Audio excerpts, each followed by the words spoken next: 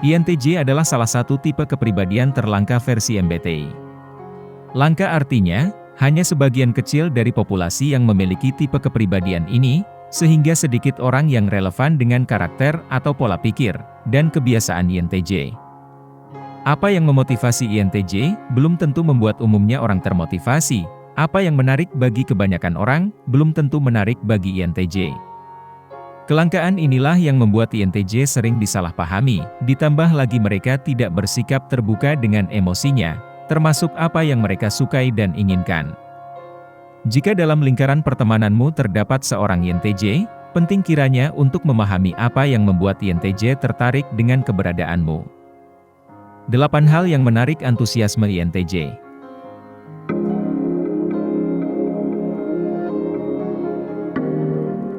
Filsafat dan sains. Sebagai landasan dari logika dan matematika, filsafat mengkaji penalaran atau alasan mengapa sesuatu bisa muncul, terjadi, dan eksis dalam struktur berpikir yang sistematis atau terorganisir. Sedangkan sains membahas bagaimana korelasi antara model, berdasarkan daya jangkau pemahaman kita, dan pola-pola tertentu yang ditunjukkan oleh fenomena alam.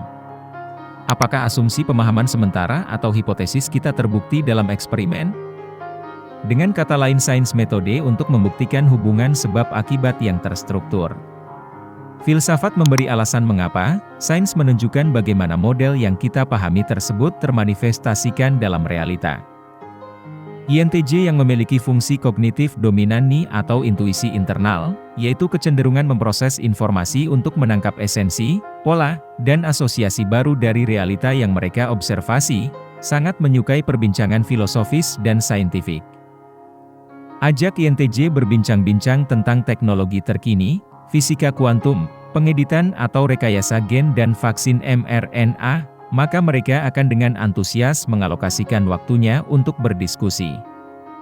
Jadi bukan sekedar teknologi mapan yang sudah lama diketahui, tetapi teknologi baru yang masih berkembang, dan memberi ruang ketidakpastian, sehingga INTJ bisa menduga-duga atau berspekulasi tentang bagaimana teknologi tersebut bisa dioptimalkan.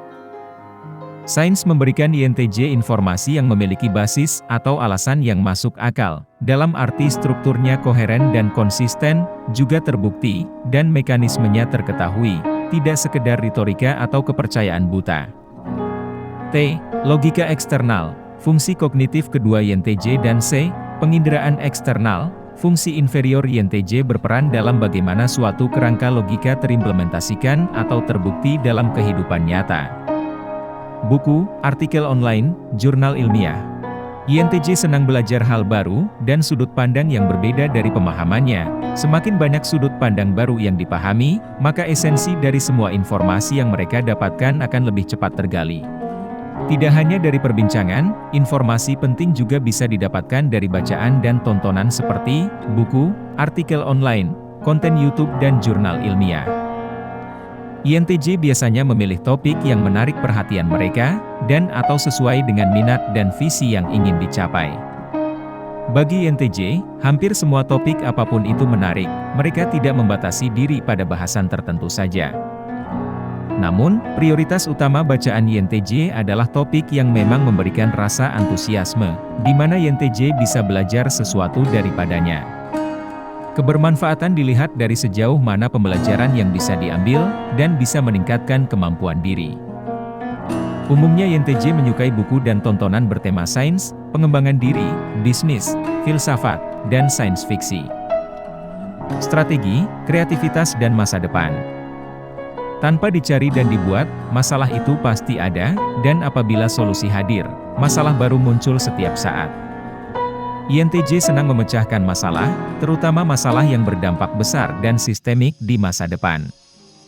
INTJ merencanakan sesuatu untuk efisiensi, utilisasi dan meminimalisir peluang terjadinya skenario terburuk dari keputusannya. Pengaplikasian yang logis dan skematis adalah salah satu hal yang disukai INTJ.